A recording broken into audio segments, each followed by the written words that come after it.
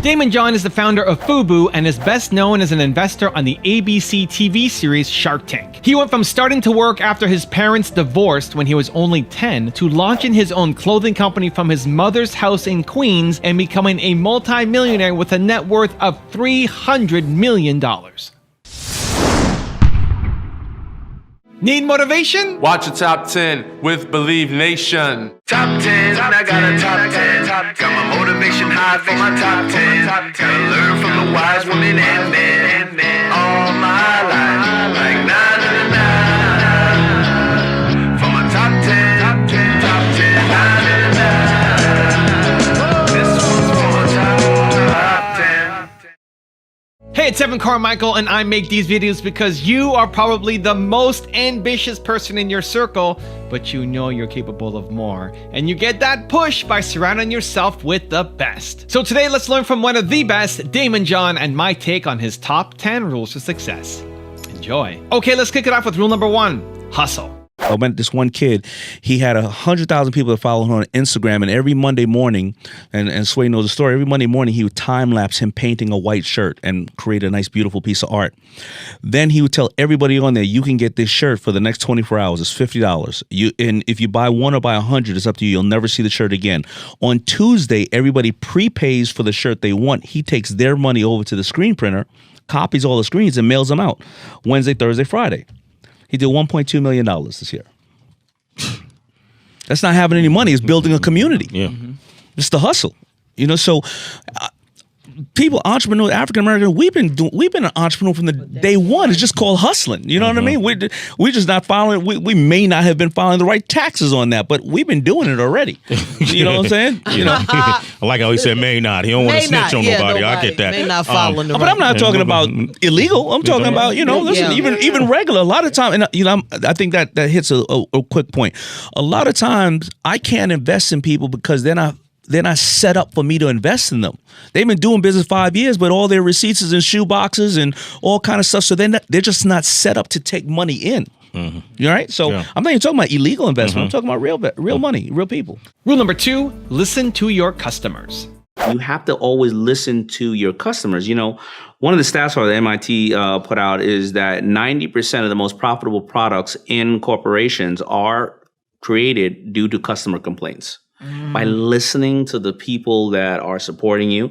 And you have to create that. You have to listen to your customer just as much as they're listening to you. And also, everybody's a customer.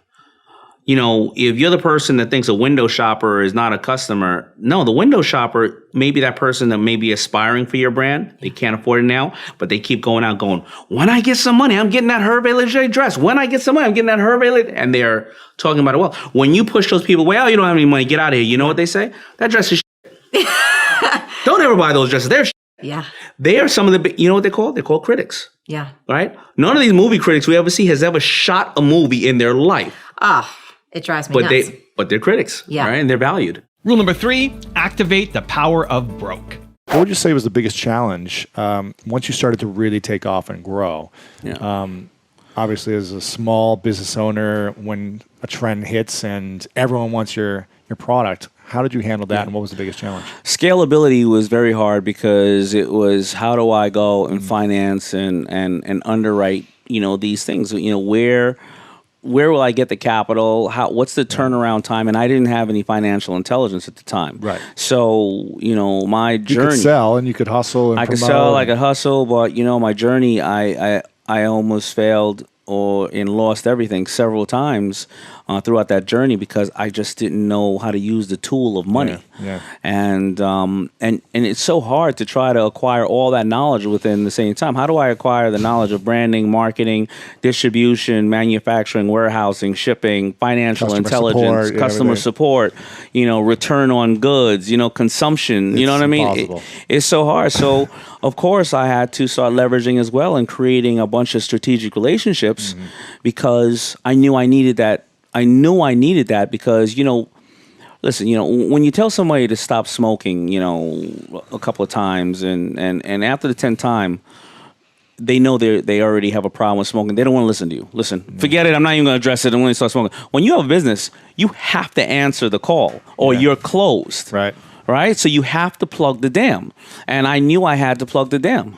So I started just creating a lot of strategic relationships, and that's actually the power of broke. Because it is the fact that, you know, if I would have had money when I went to those video sets, I would have paid the director, I would have paid the producer, I would have paid the rapper, everybody else, right? If you gave me $20,000 at that time, and I heard that LL Cool J will wear my stuff for $5,000, and the director wants $5,000 to wear it, they're getting the money. Of course. Right? Yeah. And they're going to wear it.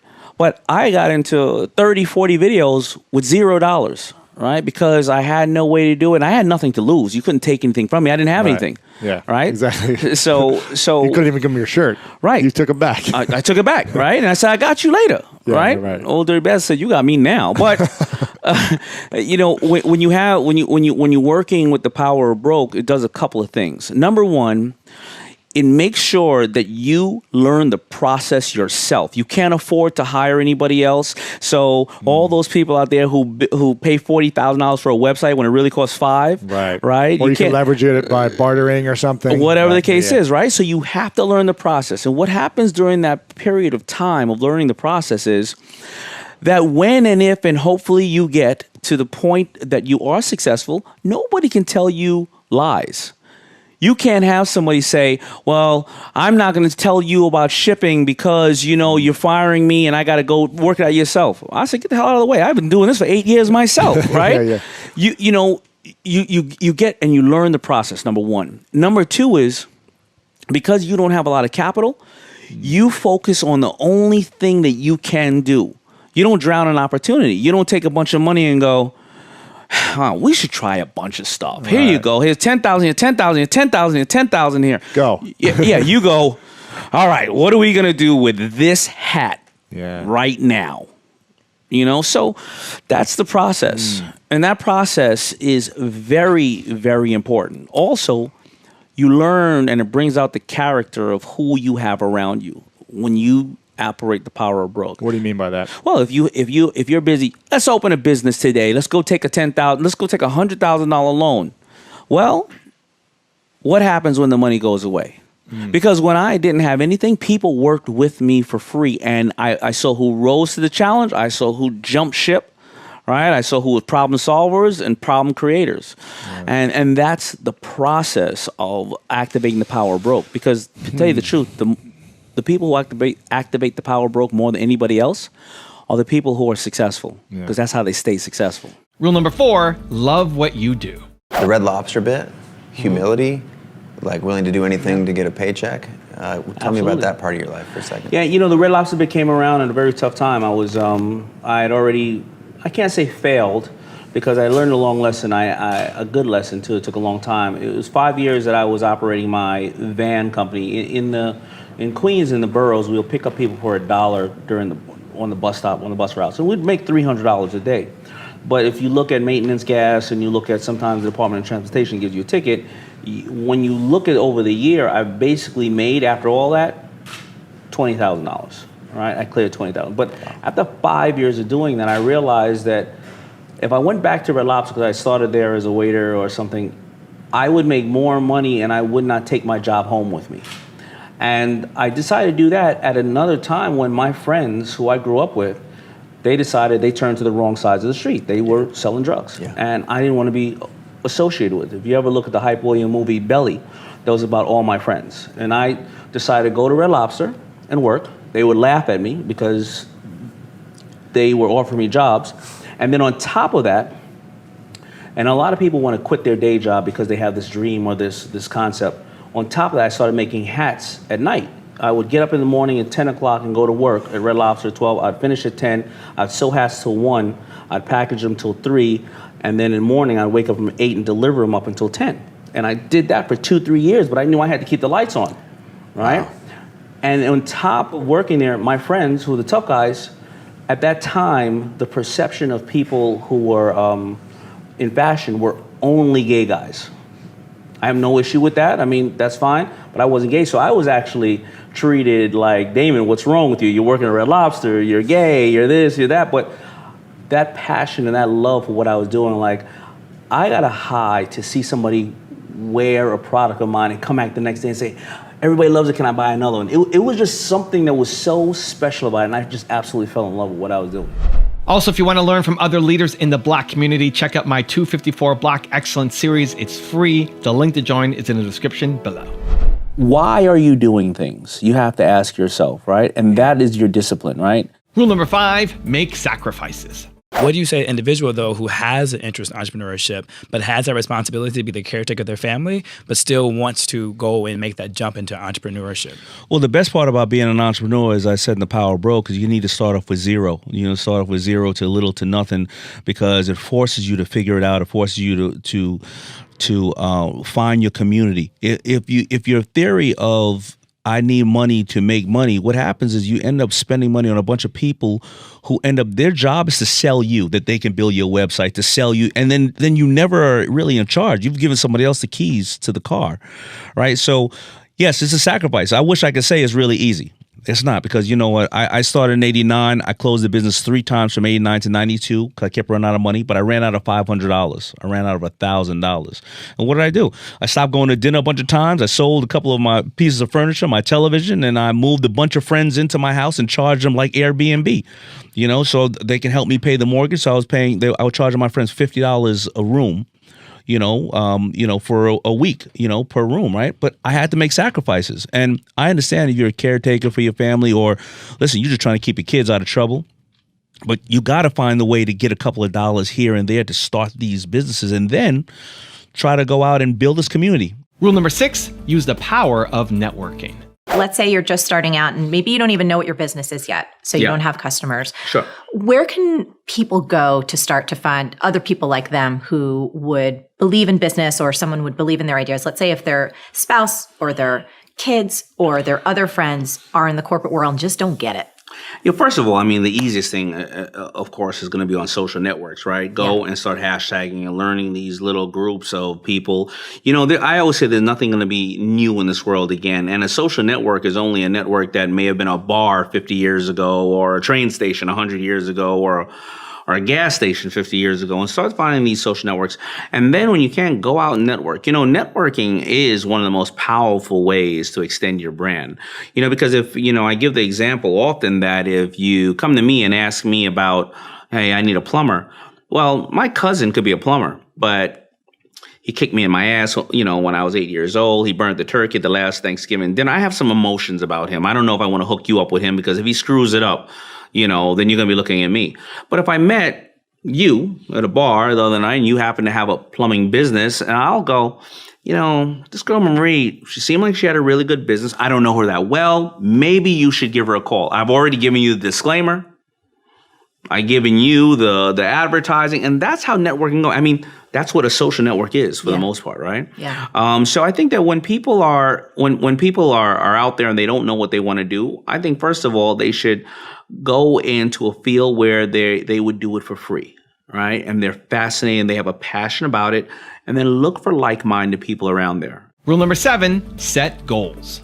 What would you say is a ritual that is a non-negotiable for you every single day? Something you do in the morning or at night or throughout the day? Something every day that you do? I read my goals. I read my goals, not every day, but I read them 5 days a week. I read them in the morning when I wake up, and I read them at night before I go to sleep. I have 9 goals that range from business to health to family. 6 of them expire every 6 months. And really? And 2 of them 6 of them expire in 6 months. 2 of them expire in 5 years, and 1 expires in 20. And they're very, very detailed in what they are, and the reason is I want them to be the last thing I think about when I go to bed.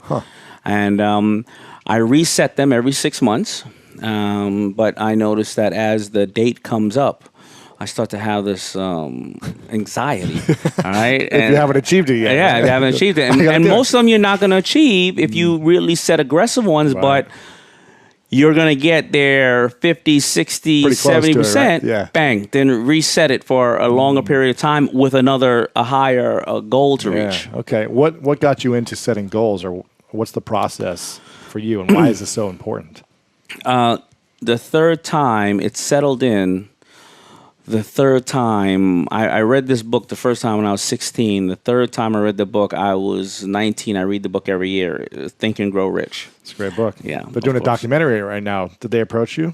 No, they didn't. I mean, they sent me some leather bags, some really special ones. Yeah. But yeah, they maybe they don't know how to get a hold of me. It's pretty hard. Well, if you want, let me know. Yeah. They reached out to me to do an interview. So. I would love it. Yeah. It's a great book. Absolutely. Got a couple of them up there, yeah. Yeah, there's so many editions. Yeah. You know, if we can only be so lucky to be like Napoleon Hill, right? It's amazing. So that's where it is, and the ritual is pretty simple. It's you know. If I say, hey, I need to lose X amount of pounds, you know, by this date, I'm going to, and then what's the process? Well, I'm going to drink 6 bottles of water. I'm going to drink 1 green drink a day. I'm going to do cardio in the morning. And if I can slip in some weight training at night, I'm not going to eat out to 7 p.m. I'm not going to eat fried foods and or meat. And in return for that, I will be healthier and I will be able to live a longer, prosperous life and be in my daughter's lives longer. And to make sure that I'm there for them. So, you know, what is the goal? How are you going to get to that point? When does it expire? Yep. You know, and what is the reward for the goal? Sure. Rule number 8, use haters to fuel your success. You got a song called Haters on this project. I'm going to play it, but just real briefly, why did you put this on and what was the messaging you want to get across?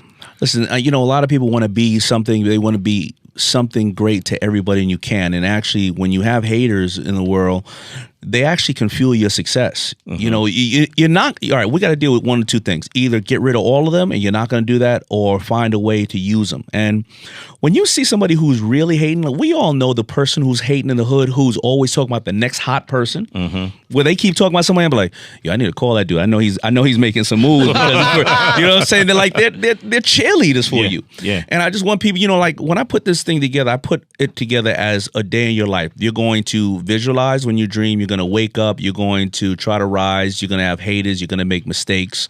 You're going to use these X amount of words, which can either empower you or hurt you, you know, because we only use about 7,000 of the 100,000 words in the English language. You only use about 7,000 of them per day. So which one of those words are you using? Are you using hate? Or are you using love? Are you using scaling? Are you using I'm never going to get money? So that's exactly why I brought haters. It's a reality. Haters are going to be around, and often it's going to be in your family, right? You just got to deal with it. Rule number 9, take care of your health. I know you just went through a health scare. And you discovered a nodule on your thyroid. Yeah. And so tell me about that experience, because it sounds like you had an executive physical that was just like kind of routine. You didn't feel anything was wrong. Yeah, so I want to make sure that you know and everybody knows, and I know you know, but you know, because people do this, what they call it, clickbait and all that kind of crap. I'm okay. Yes. I'm fine. Yes. I'm going to discos like I normally do. I'm showing my age. I'm doing the damn thing, turning it up. Whoop, whoop. Now, I don't have nothing to worry about. Yes. Right. But what happened was I was sitting with a friend of mine named Bernie Human, a legendary guy. He managed Muhammad Ali, and he found this small group named Siegfried and Roy and brought them to Vegas. And he said to me one day, he said, with all the money you have, why don't you get executive physicals? And I said, what the hell is executive physical? Yeah, I don't know what that is. Yeah. I go to the normal guy. I mean, he grabs my bean bag, he tells me to cough, and then he, takes my blood. That's it. Yes. I'm fine. He said, no, get an executive physical. I said, I go check into it. So an executive physical is an extensive physical. It costs about $10,000. So I know 99% of the world. They can't afford Coach bags and Gucci, but they can't afford an executive physical, of course, right? That's not where they're going to spend their money. They put you through so many machines in one day, and then they tell you what's going on. So they're looking through the machines at me, and they look at these 2 veins here. I can't ever get the word right. Cardinary, whatever veins here. They notice a little nodule right here. And they say, hey, they give me my diagnosis, my report. I go to my general doctor. They say, hey, they have a nodule. It's an inch big. They do a checkup on me, and they do a, what's it called? Biopsy. Biopsy. And they say, hey, this is one of those biopsies that come back where we don't know what's going on with it. So you know what? There's 50% chance that this thing could be cancerous, 50% not. You don't need your entire thyroid. You should get half of it cut off. If you were 90 years old, I would say don't do this, but you're 50 years old, so you should probably check this out. I go to the doctor. I go to sleep. He takes half of it out. 2 weeks later, he says, it was stage 2 cancer. Wow.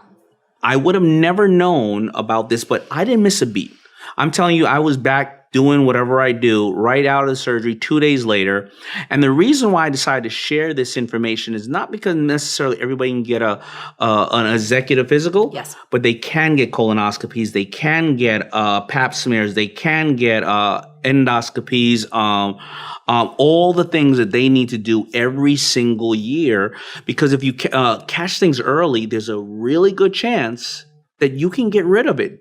And all these people who put their head in the sand and go, I don't want to hear about it, I don't want to know, it's not going to go away. Yes. Right? So if you can do that, that's what success is. Success is access.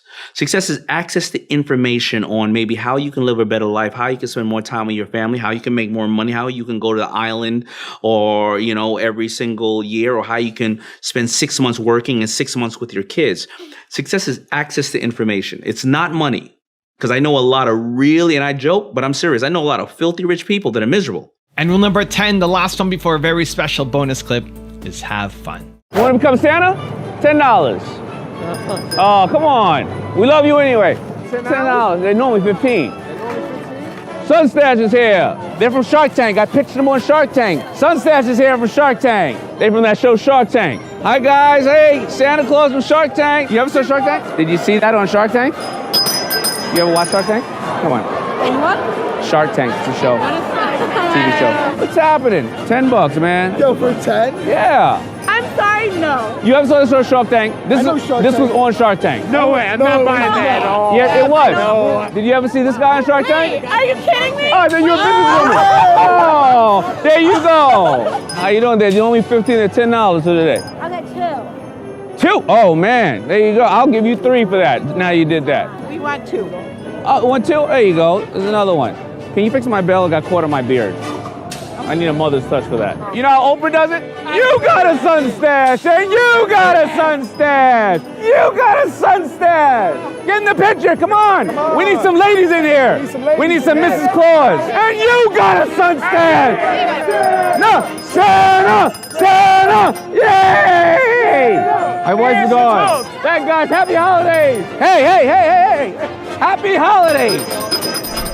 Now, I've got a really special bonus clip that I think you're going to enjoy. But before that, it's time for the question of the day. I want to know, what was your single biggest takeaway from this video? And write down in the comments below when you're going to take action on that takeaway this week. When you schedule in what day, what time, and what place you're going to take action, you have a 91% chance of actually following through, compared to just 35% if you just got motivated but never created a plan. And when you share your plan and have accountability, you give yourself an even higher chance of following through. So in the comments below, write down your single biggest takeaway as well as your specific plan of action, because I want to celebrate with you.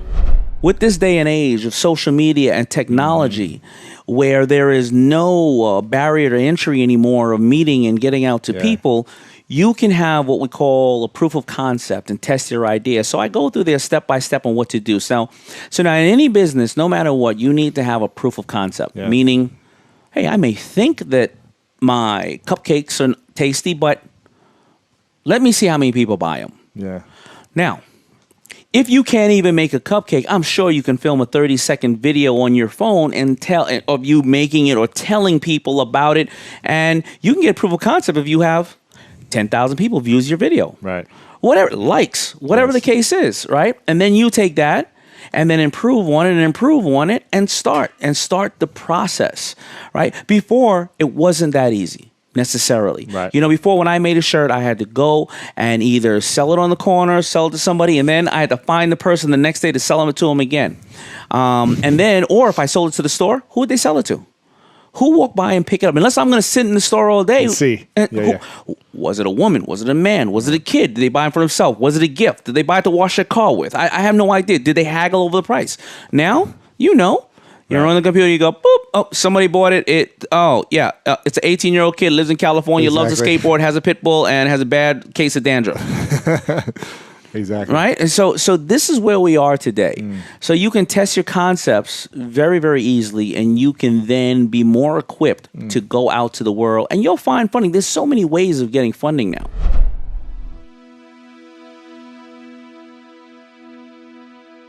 If you want another awesome video in our Black Excellence series, check out the video right there next to me. I think you'll enjoy it. Continue to believe, and I'll see you there.